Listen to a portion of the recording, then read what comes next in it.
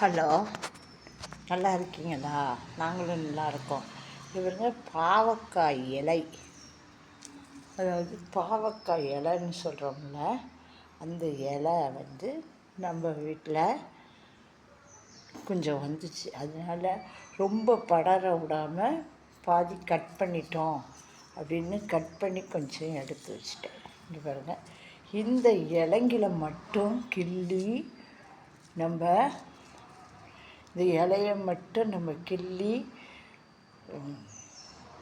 அடுப்பில் வச்சு வேக வச்சு நம்ம இந்த தண்ணியை காலையில் வெறும் வயிற்றுல இங்கே பாருங்க,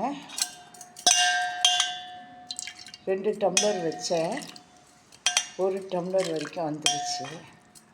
இதை நம்ம வெறும் வயிற்றுல குடித்தா நமக்கு சுகர் பிரச்சனை, கிட்னீரு எல்லாத்துக்குமே இந்த மாதிரி இலை மூலியமாகவும் இந்த தண்ணியை குடிக்கலாம். இது மாதிரி செஞ்சு பாருங்கள். சுகருக்கு மாத்திரைக்கு தான் போகுதுன்னெலாம் இல்லை, நம்ம இந்த மாதிரி முறைகளும்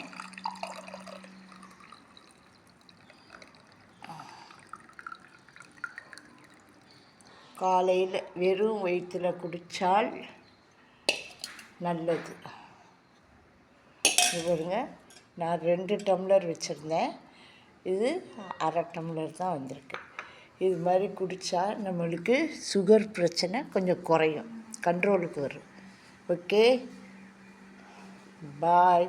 உங்களுக்கு பிடிச்சிருந்தால் லைக் பண்ணுங்கள்.